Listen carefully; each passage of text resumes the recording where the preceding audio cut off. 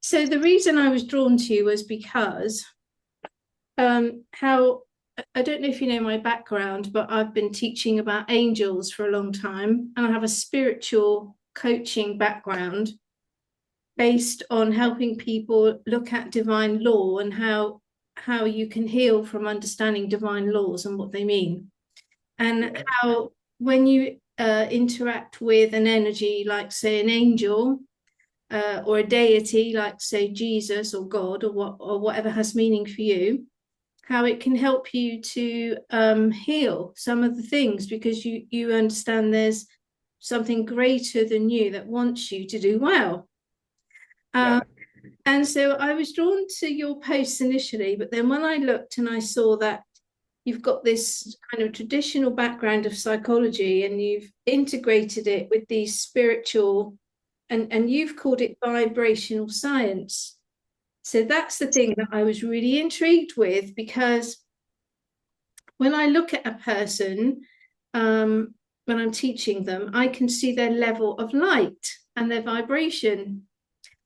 And and well, I just wanted you to, if you didn't mind, just tell me about you and how this has all sort of come together. Well, goodness. Okay, that's a whole story, That's a isn't it? big question. Yes. Well, born into a Protestant family, Lutheran. My mother was very devout Christian, and she expected us to be as well. So we were raised in the Christian faith, and we were taught, actually made to go to church. Some days I would fight, but I ended up there anyway. When I was a teenager, I remember when the first hymn would go off and everyone would stand, I'd head out the door and go out and be in nature. And nature was where I found God then. Yeah. Yeah, so martial arts became a part of my life when I was a youngster, about maybe 8 or 9 years old. And martial arts introduced me to Zen Buddhism. And then also there's some yoga overlap, some Hinduism. So basically, martial arts can open up a whole world of meditation and exposure to Eastern religions, etc. So I became very interested in those and studied meditation and took the martial arts to the level they're supposed to go to, which is the spiritual, not just the physical. And then in probably around 1991, my spiritual quest culminated in a vision quest, which is in the Native American tradition. And I was trained by a Native American tribal councilman in how to do the sweat lodge. And so the sweat lodge was conducted, and then I went out into the game lands of Pennsylvania at a place called Indian Steps, which is a very interesting monument to the Susquehannock Native Americans that lived here in our. So it was January, and I went out in the with military fatigues on. I was in the American Army, and I had fasted from water and food, and I had done the sweat lodge. And now I go out into the elements of 0 degree weather. We can all guess what happens. I entered the vision quest, and I made a vow to the spirit world that I was not going to leave my circle until I was granted my vision. So a vision quest is Yes. where you kind of prepare your body through heat and fasting, and then you go into an alternate climate. You ask for a vision, or you ask to be shown something. Yes, yes. So it's a Native American tradition where the young brave was initiated into manhood by being taken out into the wilderness. And the Sioux did it with digging a hole, digging a pit. And they put the brave in there and they didn't come back for him for 48 hours. And mine was done on a mountain and on a rock. And I roped off an area of maybe about 12 feet. And then you make a vow to enter your circle, and you don't leave your circle until you receive a vision. And the vision is meant to guide you into your future as a warrior and also in a shamanic way. So you stay in the elements for as long as it takes until you receive a vision of what your next step should be. And also, the vision is meant to guide your life forward. It's meant to become an operative metaphor for your life. So obviously it was pretty cold by the sounds of things. So you have to really kind of get used to the elements first and foremost. So how do you get into a kind of mindset where you're not thinking about the cold? Is my initial thoughts on that. Is that what the process is actually all about? That you try to overcome the thoughts of the cold? Well, you can also build yourself a little fire pit, and you can take some sticks and you can make a little fire and stay warm that way. And that's what I did. But unfortunately, my fire died, and a storm came in. Yes, and so my first day was relatively sedate. I spent time in meditation and prayer, and I took a little flute along, and I was playing Native American music, and I was just really getting in touch with the souls. The souls of the Native Americans are there. And there were times when I could actually hear them singing. That sounds so nice that you could hear their soul singing like that. Yes, and feel their presence, but also some very horrible things happened to those people. So that kind of memory, I guess we couldn't call it cellular memory, but we would have to call it some type of imprint, spiritual DNA, if you will, that can be very palpable there for those that are spiritually attuned. So I'm praying and I'm meditating, and I'm just going over my life with all of these different religions and spiritualities that I had sampled through martial arts and some training I had in yogic meditation and vipassana and the Buddhism. Basically, I had pretty much explored everything. So I like to say I was a walking encyclopedia of religious knowledge, but I had not yet fully had any kind of true experience. I had never had the dark night of the soul that we're about to talk about. Yes. Yeah, because a lot of people can be very knowledgeable and remember a lot of books that they've read, and theoretically they can understand concepts about spirituality and religion, but they haven't yet had their deep, meaningful experience within. Once you have that, then that leads you. You don't actually really need books. I have lots of books, but the point is, I only use books to go to for reference. I don't go to books to tell me the answer. Exactly. We go to the Akashic records now. Yes. So yes. So a lot of book learning and some basic experiences. I did have a Kundalini experience when I was 18 using a particular meditation method that I was given and breathing method, but not the dark night of the soul that leads to the threshold. We use this term crossing the threshold in Rosicrucianism and in Freemasonry. I had not yet crossed the threshold into what we would call illumination. And sometimes, almost always, that's preceded by a dark night of the soul, as you know. So I'm out there in the woods and I'm doing my thing, and it's cold, but I'm a soldier and I'm strong and I've got this. And then I didn't have it anymore. I developed hypothermia. And because I was dehydrated, my blood was very thin or very thick. And my heart went into an extreme tachycardia, racing very fast to pump the blood through. So that night, the second night, I was passing out and coming to, and passing out and coming to, because I was freezing. And so I would fall out, and then I would wake up shivering and freezing, and I would jump up and do jumping jacks and do push-ups and something to get my blood, moving so I could get warm. Finally, I passed out, and I kind of knew that I wasn't going to wake up from that one. They say you get a warm feeling. Your whole body gets very warm just before you transition from hypothermia, and I had that experience. And it was at that point that the vision was granted. How old were you when you were on this vision quest? Are you very young, or? I was 24 years old.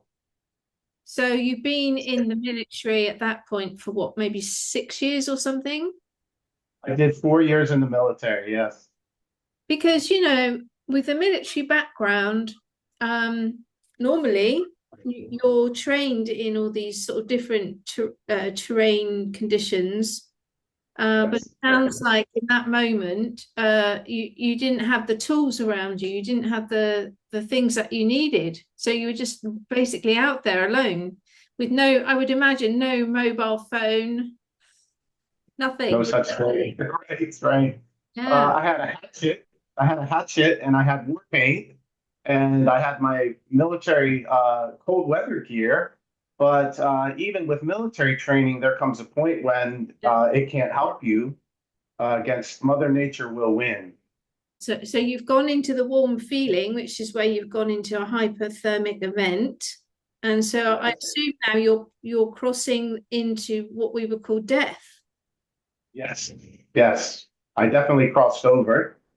And what I experienced was I was still on the earth and I was still in that area, but a dome of light had covered the entire area. So I was kind of encapsulated within some type of what I call now a divine energy sphere, which is actually a meditation technique that we use to create a divine energy sphere around our person and charge it with the forces of life, light, and love.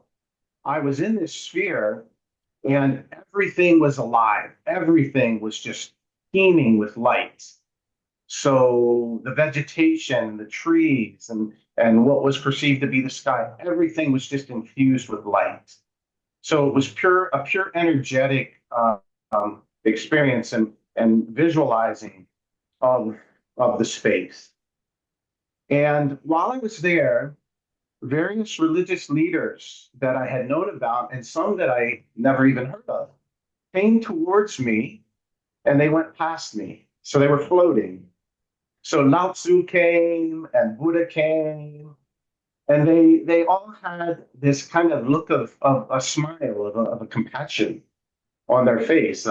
Just and they're going by. Socrates goes by, and then one I don't know that was probably Hindu, and finally an entity comes and it stops, and this one stays in front of me. And the look on this entity's face is so powerful and so beautiful, so much love and concern and care that it just penetrated through my entire being. That entity was Yeshua.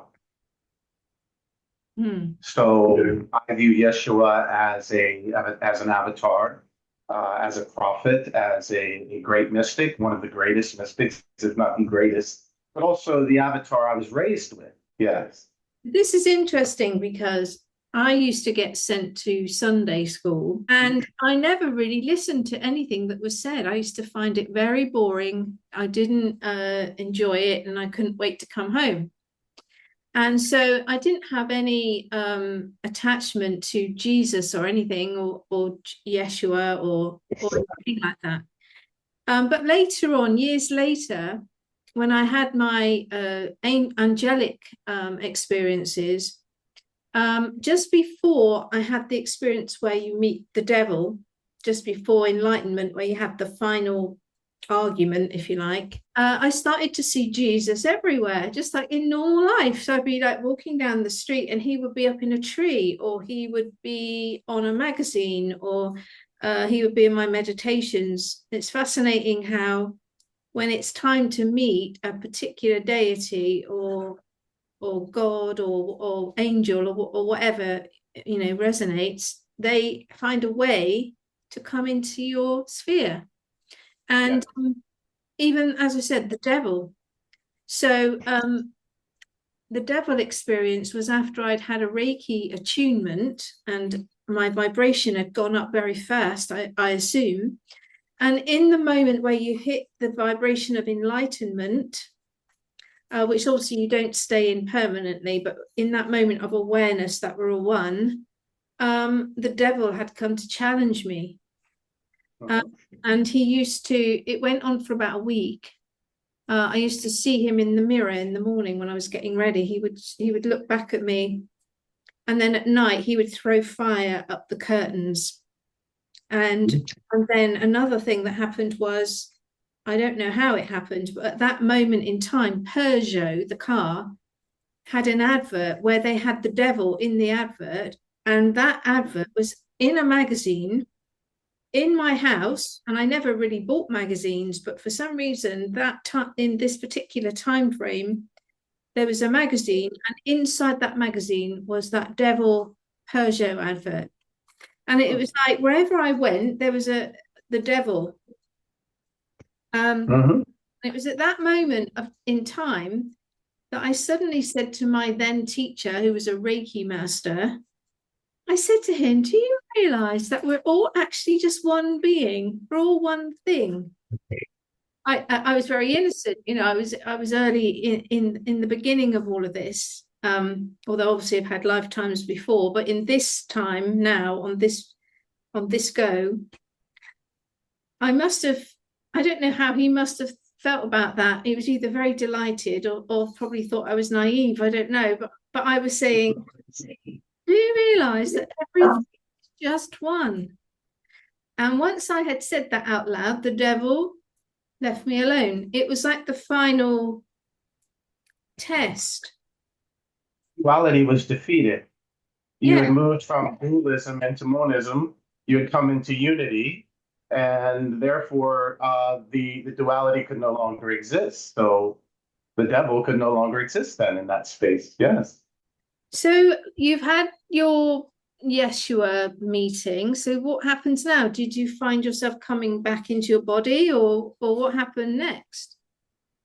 I'm back in the vision quest. I'm back in the deteriorating body. I'm back in the elements. But I know that I'm released from my circle now. I'm released from the triangle that I had created. So I know that I'm allowed to leave it now. So my ride that was supposed to come pick me up was not due for many more hours. So I slid down the mountain and I almost went into a creek, which would have been the end, because if I had gotten wetter than I was, that would have been the end of it. Yeah. I came right to a place where a tree had fallen across the creek. So I was able to cross on the tree. And I came onto a pathway, and I'm staggering because I'm depleted, and the snow is now probably about 10 inches thick. And I'm hallucinating because I actually walked up and thought I was opening the door to a cabin, and it was actually a pine tree that had snow on it. So I would come to a Y in the path, and I would just say, which way, Lord? Because I was relying there on the connection to Yeshua. And I would have an inclination to go this direction, and I would go that direction.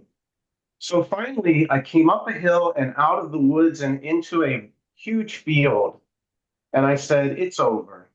It's over. I have no more energy. I can't go any further. There's nothing for miles that I can see. And so I don't know if you do this in England, but here we do this thing called a snow angel, where we fall into the snow and we make a. So basically, I just fell back into the snow, but I didn't make the angel. I just made the cross.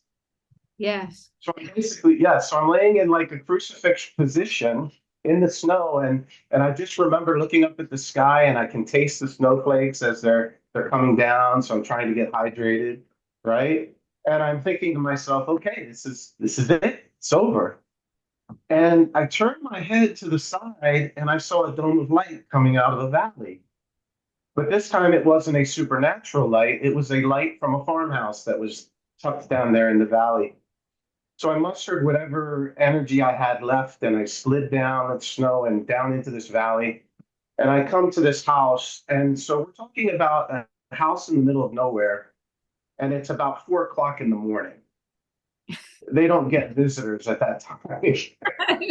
So I imagine the guy coming out with a shotgun or, a deer rifle or something.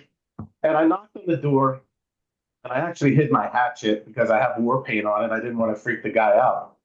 So a young man my age came to the door, and he said, "Can I help you?" And I said, "Sir, I'm in a little bit of trouble out here, and I wondered if I could use your phone."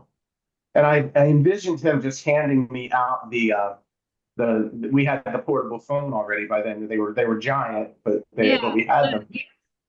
But instead of just handing me the phone and leaving me in the elements, he brought me inside and he sat me down by the wood stove, and I was able to call for emergency services.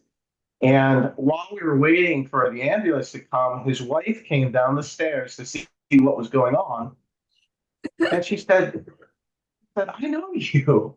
And No. I said, well, yes. And I said, well, I'm Michael Ludwig. And she says, Michael, what are you here?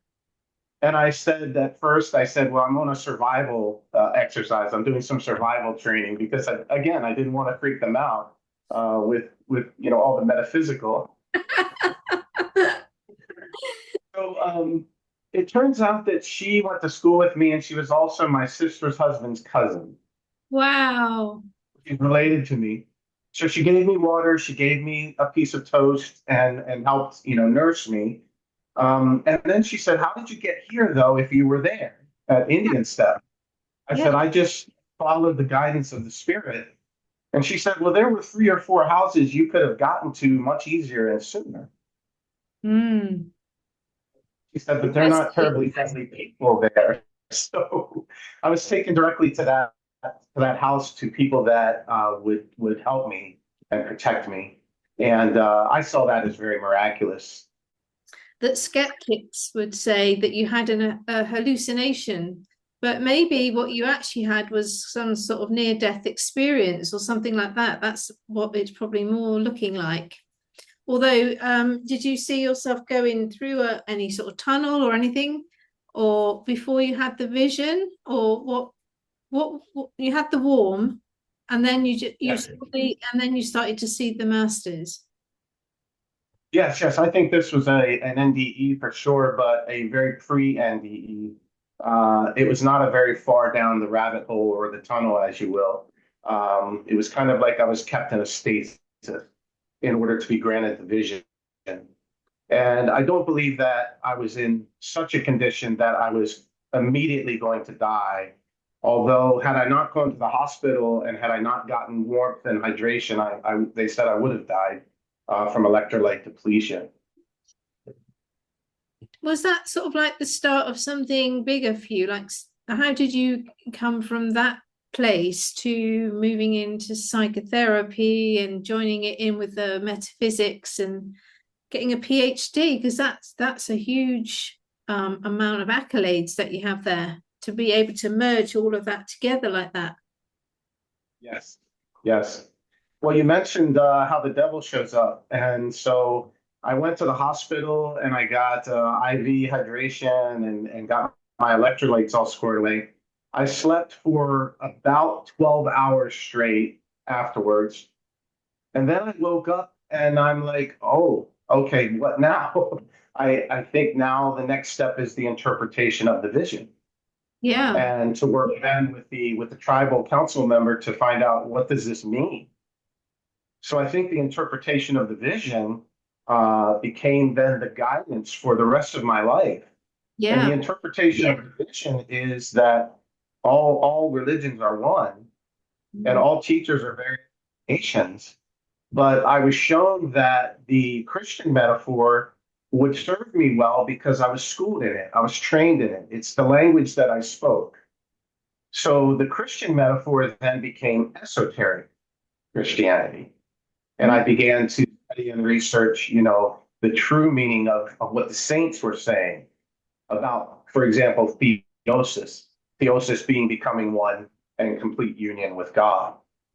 So, but getting back to the devil now, he definitely followed me out of that vision quest and tormented me for many weeks after with severe anxiety and panic attacks, to where I would be up in the middle of the night pacing the floor reading the Psalms just because of thinking that I was.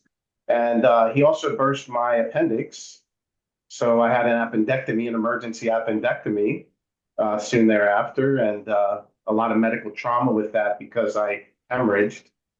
And a nice, lovely German doctor came in and opened me up without anesthesia after I'd come out of surgery because I'd hemorrhaged. And I got to be awake and feel all of that. You had some pretty tough initiation. And all of yours seem to be on the physical, like through physical pain, whereas all of mine seem to be through emotional pain, which is interesting. I don't know what you would have to say about that from like a psychotherapy point of view, maybe, but all yours was literally physical pain, wasn't it? And all of mine was more about emotional wounds, emotional wounds. Yeah. Mine crossed over into the emotion with the trauma, with the PTSD, because I had already had some military stuff that followed me, and going through this medical experience and this near-death experience on the ego level is very troubling and can put one into a state of anxiety and post-traumatic stress. Yeah. So I was definitely post-traumatic at that time, and started to work my way then back to the expression of spirituality. And I first fell back into the Christian and went into the Christian pretty heavy, like the traditional Christian, pretty heavy. And you may notice on my Vita that I actually had been ordained and had actually been an evangelist and had traveled and talked. And but again, this esoteric sense of what this all really means. These things are not literal. These are stories. These are metaphors. These are actually hidden encoded teachings of very high spiritual truths. Well, I like to, they're just yes, they've got words and their stories, but they hold like vibration within them. So when you hear this, when you hear what seems like a story, you're actually receiving like a vibrational upgrade. absolutely. I don't know if you've heard recently from trying to remember who the researcher is, but they're talking about the name of God, the tetragrammaton, the tetragrammaton, Yahweh Valpe, as actually being a vibrational technique from Atlantis that actually is used perhaps in construction or used in protection, but that it's actually an incantation, and that it's actually, when it's spoken, carries that vibrational power. Words are So, words are very, very powerful, as are the intention behind it. So I still use the word God. I still use the word Jesus, because to me, you can change the word a million times and it can still be infiltrated. And so the way that I look at it is like it's about your intention when you're saying the word. It's the intention of why you're using the word, because it's the vibration of the intention that's important, not the word itself. yes. And so I've never changed any of my language. That I just use the same language. But the meaning elevated, the intention behind it elevated. So now when you use these words, you're speaking of them in their highest form. That's Yeah. wonderful. That's wonderful. An example I think of is the mudra that are used to correspond with the various chakras. When they hold their hands and things in different positions, right? Yes. Yeah. One thing that I noticed is that there were different systems of this. So one person would say that the root center, the root chakra is this, and another would say that it's this, and some would say that the heart is this, and another would say it's this, and Yeah. and Yeah. you have all these different systems of chakras, there's different systems. What I think it's about is, what do you attach to that? What does making this mudra mean for you? So yes, I agree with you completely that the terminology varies, and where a lot of people would see incongruency and contradiction, uh, we actually have the truth of the But vibration. also, Mick, in fact, everybody is right. I think, because one person can have this vision of the chakra, but if you are at a different vibration, then the perspective of the chakra will feel and look and be experienced differently. And so the hand gesture would probably need to change accompany the change in the vibrational perspective of how you see that chakra. Now you've come along your journey a bit further, because the chakras aren't just one dimension, that you can continuously are opening and experiencing different levels of them, and they spin faster and change color and all sorts of different things dependent on where you are on the journey. So it would make sense to me that the hand gesture would change it, or might change as well. So in effect, really, everybody's right. And we're all wrong too in many ways. We're all right, and we're all wrong as far as the religions go. Yes. So Anandamayi Ma, her teaching is complete union, complete oneness. There is only God. And so then why somebody asked her, then why should I even ask you a question? Why should we even talk about chakras and hatha yoga, and why should we talk about hierarchs? Because if everything's just one, then why do we need these things anymore? And she taught them, she answered and said, it's all part of the pathway to union with God. Along the way, we see hierarchs, we see separation. We're moving through what are called the distortions in Abraham Hicks, using the term, the distortions are from Ra. And so, all these, Tao begat one, one begat two, two begat three, and three begat the 10,000 things. So we start with the ego connection to the 10,000 things. We move back to the three, we move back to the two, we move back to the one. And that's why we still have all these concepts and all these different ways.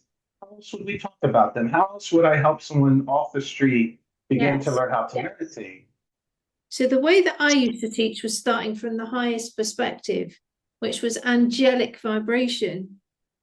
So I've always taught people how to connect with the guardian angel first.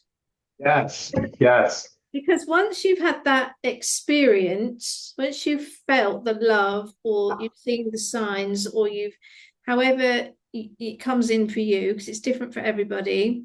But once you've seen it for yourself, then after that, if anything comes in that's nefarious, you can get back to what it feels like to be in the presence of unconditional love.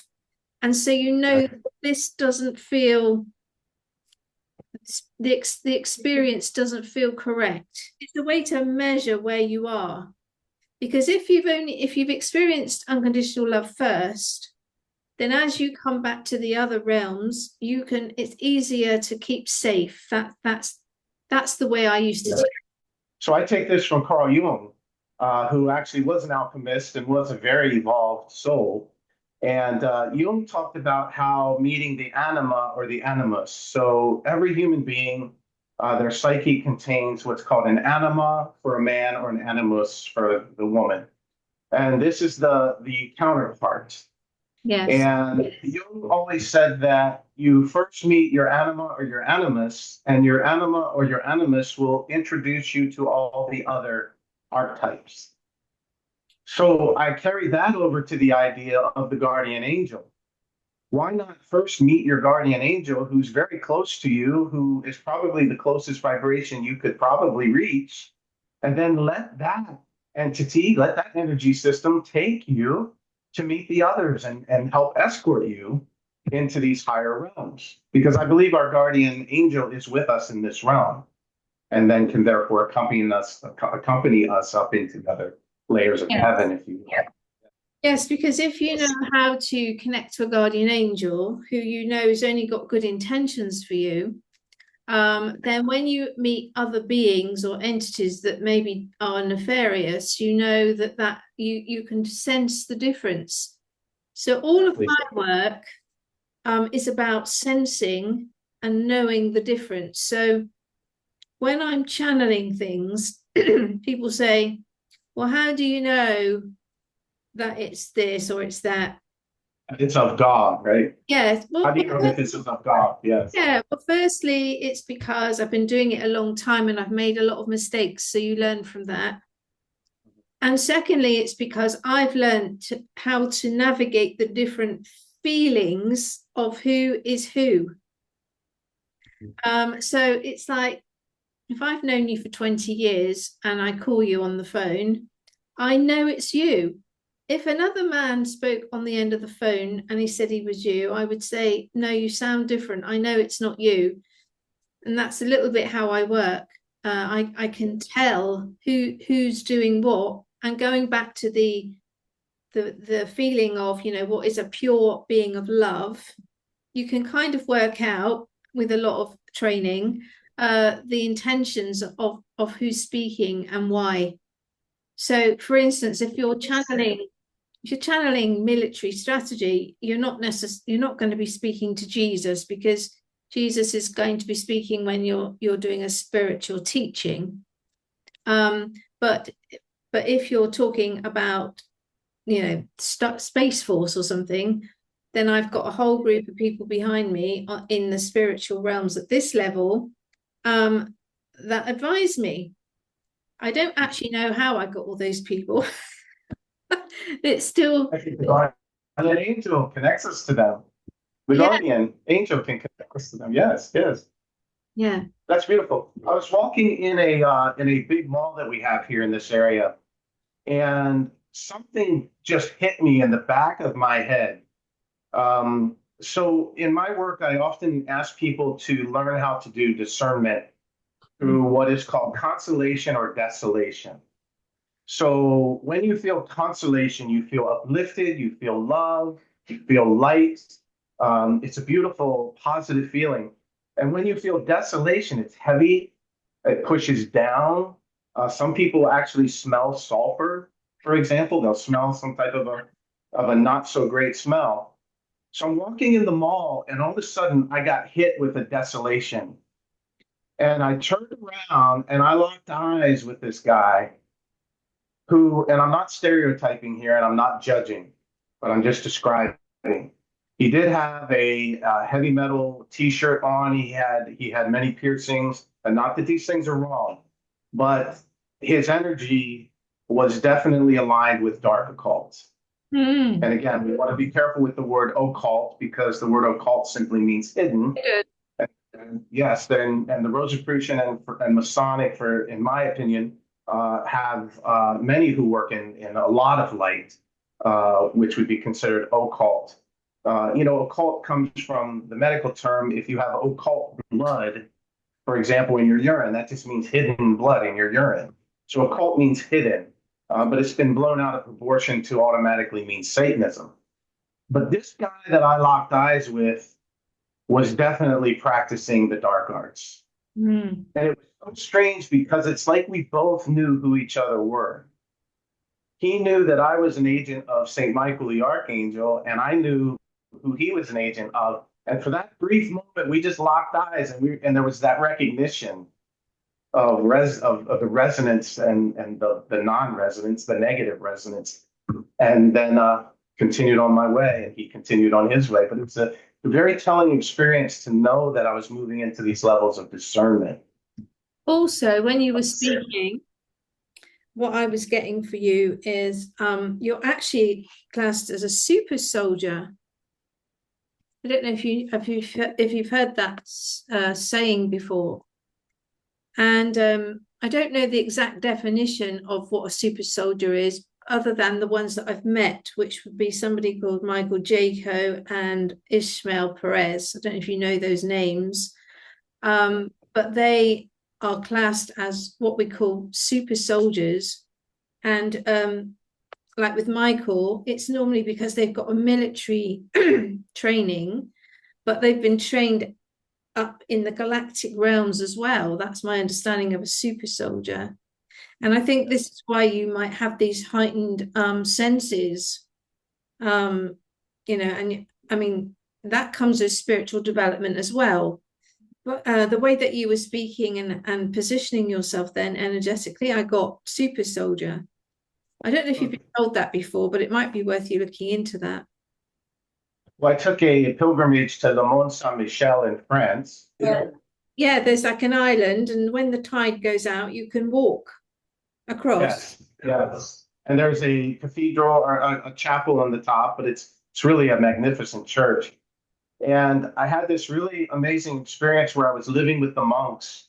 And on the last day, a woman and her fiance or her new husband arrived, and they were visiting, and they lived in an Amazonian cult.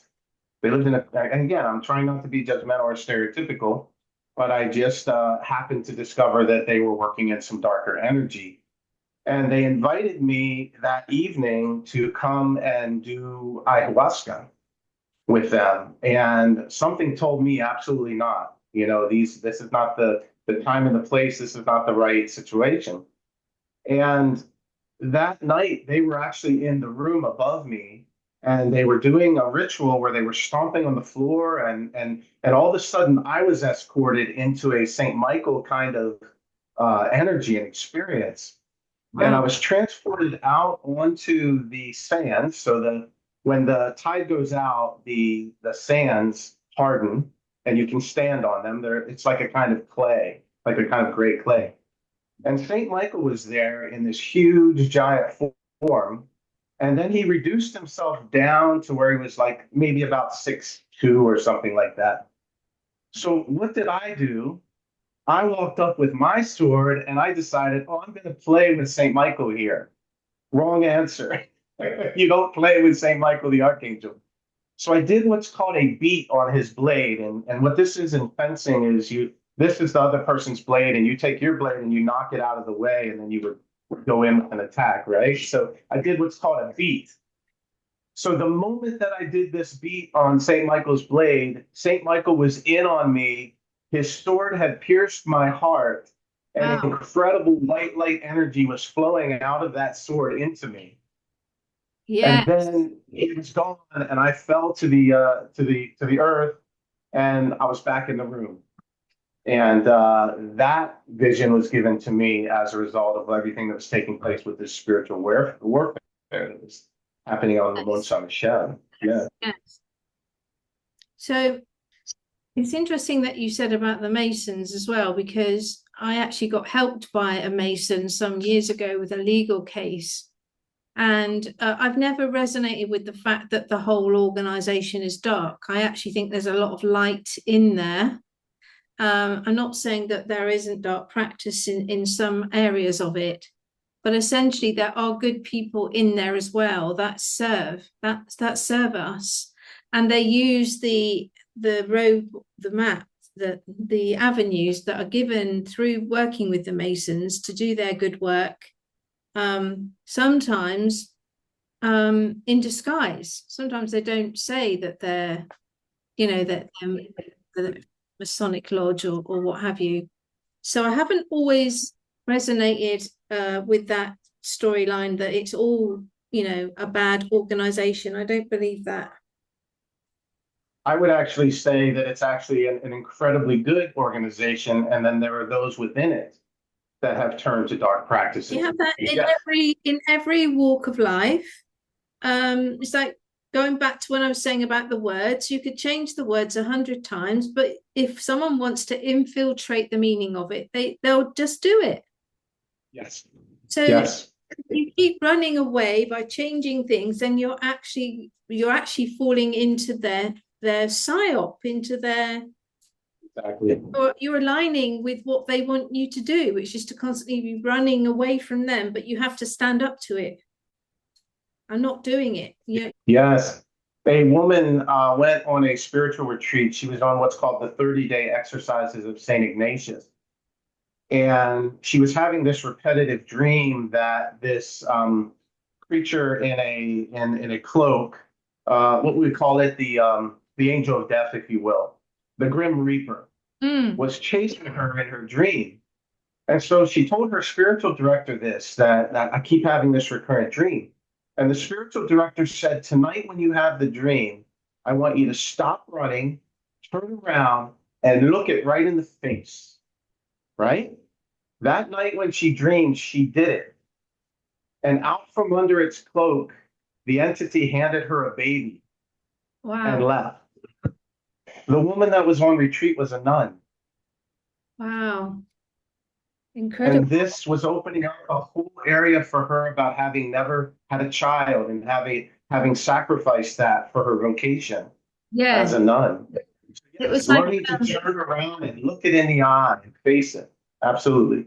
kind of like a hidden trauma that she hadn't worked through, maybe. Exactly. That I, was keeping her connected to her ego and not allowing her to move into illumination and yeah. unification.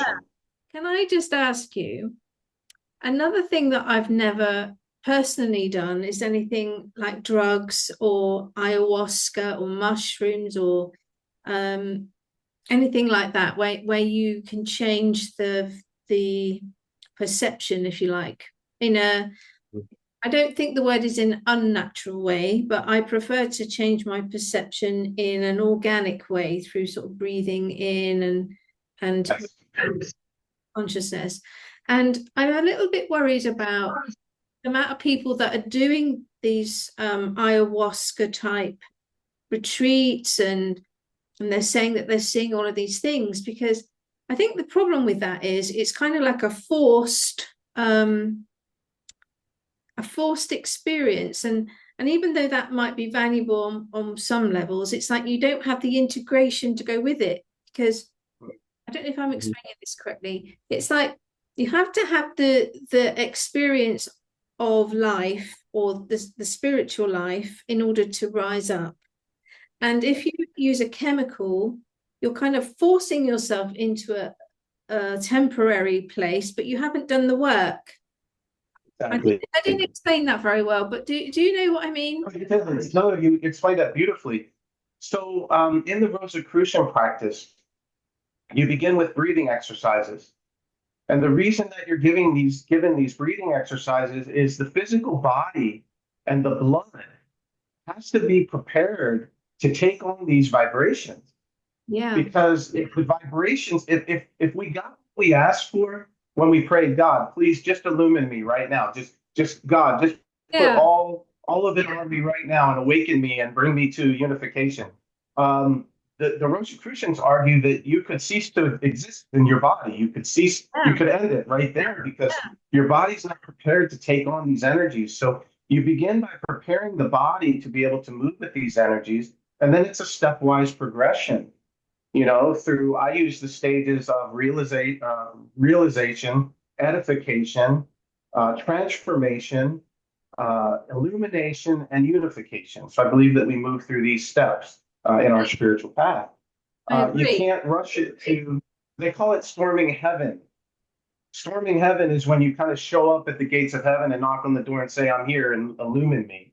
And very, very dangerous thing. And I think that the psychoactive substances can cause people to go too far too fast. Yeah. And that's why we're seeing some lasting psychosis, some schizophrenia. Because Yeah, what it's doing, in my opinion of teaching, is that you're opening up the crown chakra too fast or suddenly, and you haven't integrated all the lessons and the vibrations that hold all that together. And so you start going into whatever those conditions are that you've just labeled. You can either have like the God complex, or like you said, you can have psychosis, you can have, I think it's very dangerous. And it seems to be a little bit of a trend right now with spiritual practice. It's interesting asking you about it, because I just think there aren't any shortcuts. right. We have to do all of this step by step, and we have to integrate. Um, Yes. Even reading too many spiritual books at the beginning, books are still vibrational. They're any information is a vibration.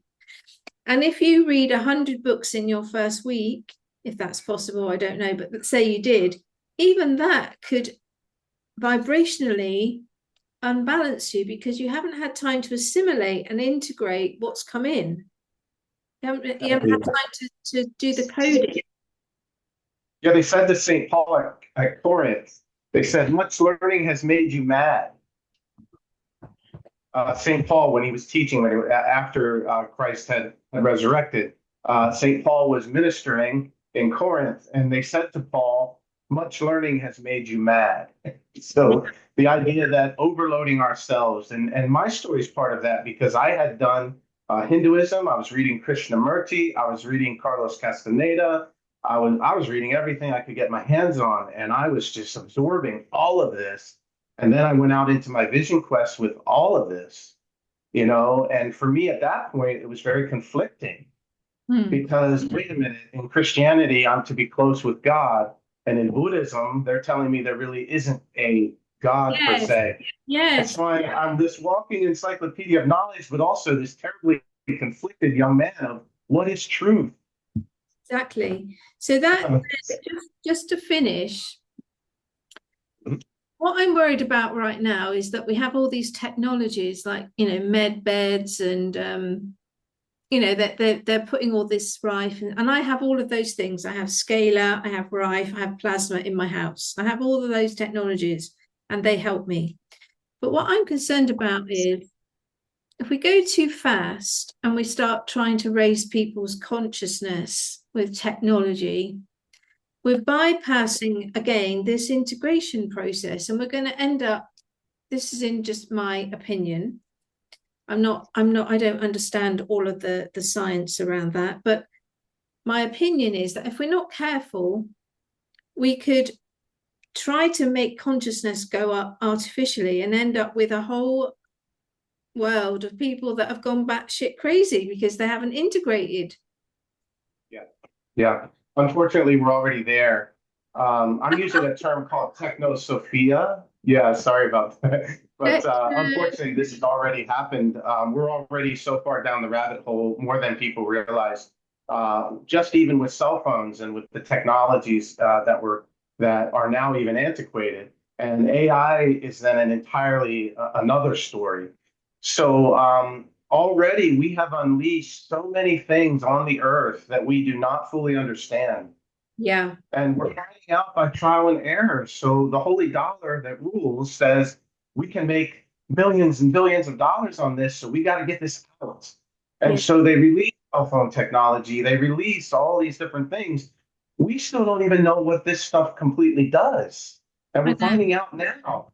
And unfortunately, we're all the guinea pigs that are now we're seeing people suffering from the effects of these electronic and also biotechnology that is not fully understood. Yeah. So, and then AI is much further along than people realize. It's already so deeply embedded and it is so evolved that we are going to have some awakening coming here. I think Yeah. personally, I think they're already reading our consciousness, all of us, all of the time, personally. And when I say they, I think there are military levels that already know everything we're doing, thinking, feeling, location. And if you believe in, but beyond that, Galactic Federation, I think they're keeping a sharp eye on how this is all going. Because things sometimes get a little bit crazy. Like, for instance, in the morning, I have YouTube playing. I might listen to a tarot reader or something like that while I'm washing up.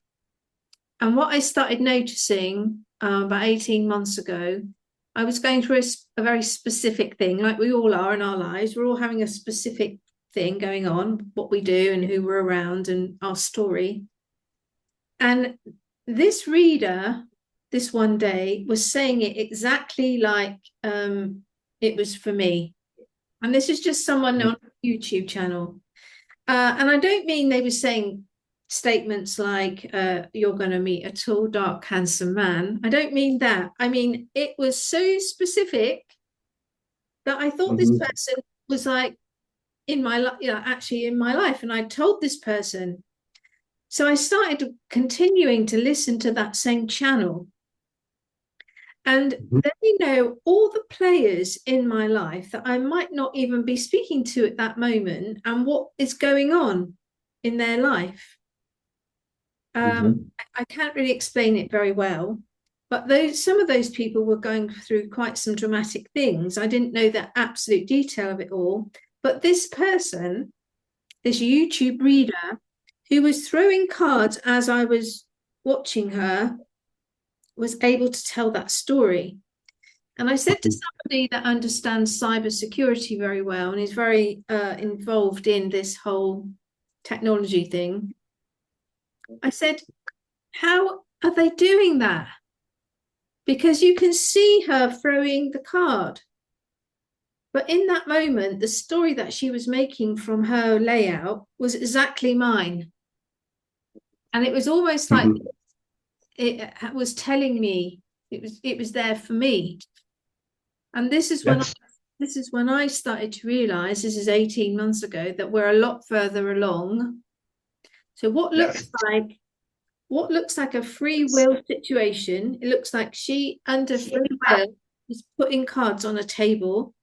The interpretation of it is somehow being, I don't know if manipulated is the right word, but there's something going on there that I don't actually know the terminology for yet or understand fully. Yes. You can run a little experiment, and if you use any of this material, your listeners, sit in front of your computer and just talk about some things. But remember what you talk about. So, for example, just had a leak with my air conditioning unit in my home, and I was talking about that. And then watch what advertisements start showing up on your Facebook, on any of your social media. Really start paying attention. And again, as you get into more heightened awareness, you're going to start seeing these things much more easily. And you'll see how you were just talking randomly in your home about something, and an ad was just targeted towards what you just said. Or, Mick, if you live alone like I do and you don't talk to anyone, but you were thinking it and it comes up on the adverts. Yeah, next level. Then then we're getting even more out there. Wow. When we could launch into alien technology here, and I kind of get a kick of when people are talking about seeing flying saucers and things. I feel we're so far past and beyond. The alien visitors that we have here do not require a craft to travel. They look like us. They look like you and me. And they don't need a spaceship. They travel in different ways that transcend needing to get into some kind of fuel-powered projectile craft. We're way past that, where they can here and they're here and they got here not with craft, but with other methods of travel. Yeah. The ships that I see, they are invisible to the human eye. Okay, so I have a ship above my house right now, but you can't see it with your physical eyes. You're seeing it with your spiritual eye. And the thing that I'm kind of trying to understand at the moment, and I'm getting some information together to make a video about it, is what is all of this? Is it a simulation like Musk has been saying? And look, I'm not some sort of science or computer expert, as you know. I can only say it in the language that I understand. But more and more, I'm starting to question, what is everything? Again, like at the beginning of our journey, we say, what is God, don't we? We want to know what it all is. And I'm now coming around like a big loop to the beginning again, saying, gosh, what is God then? If we're in this computer setup, it's got me really kind of thinking about it all. And you could drive yourself mad. Yes. Well, if we are God experiencing itself, so if the one source then became a creator in order to expand, this is teleology, the idea of everything's moving towards something. So there's this expansion that's happening, there's this fragmenting, and now there's this moving back together again. So it's like we fragmented, but now we're moving back towards unity. And so this fragmentation, who can say that it doesn't include multiple universes? In fact, we know it does. And who's to say there can't be worlds? And who's to say there can't be civilizations that are both less evolved than us, but also much, much, much more evolved than us? And those much, much, much more evolved than us don't need to get into a spaceship to travel here. They can be here in other ways. We can bring in the Gateway program, and we can start talking about remote viewing and astral projection that we're all starting to learn here on this planet. I can promise you that a more advanced race somewhere has already taken that to levels we would not even be able to understand. Yeah. Well, as your vibration goes up, you can just remote view vibrational frequency of things, people, elements. You don't need to go there. You just focus on people can be talking to me about someone I don't even know, and I know their vibrational frequency, and I know they have blocks in their body, and sometimes, well, quite a lot of the time, I know their intention. Yes, distant healing. Yes, absolutely. And so for everything we're talking about today, just to imagine that we're like those old cell phones. That's what we think that we're talking about today that is so advanced is like an old cell phone, or like the old computers we had in the military when nobody else even thought of computers. We had them, right? And we weren't know that we had them, but they were there, and we had the more advanced technology. Well, just imagine if Gateway was done when was Gateway done? In the 80s? Oh, right. 80s, quite late then. Yes. But if they were running MK Ultra in the 60s and 70s, right? Then imagine how far it must be now. Now, I actually love futurist stuff. I love seeing the idea that we're going to have cars that just fly us down to the supermarket and things. It's not the technology that's the problem. It's the speed again of integrating it all into our consciousness and who's in control of it. There's not And the intentions of those who control it. Absolutely. Yeah, yes. that's the main thing. The intention of who's behind it is the most important thing. And again, everything's moving so quickly. Every week people are talking about connecting with AI in a way that they're creating organizations and teachings and all sorts of things. And on the surface, it all sounds amazing. But I'm one of these people who's a bit more practical, and I pull back a bit and think, hang on, let's just think about this for a little bit first. The technology is too far ahead of our theology and philosophy. We don't yet fully understand the implications of what we're unleashing, and that's where we need to step back. We're not trying to, poo-poo anybody. We're not trying to limit progress. We're not saying it's evil. We're just saying we have to practice this term. I said Technosophia. Technology, Sophia, wisdom in how we're going to evolve and apply these technologies so that we don't create something that runs off with itself.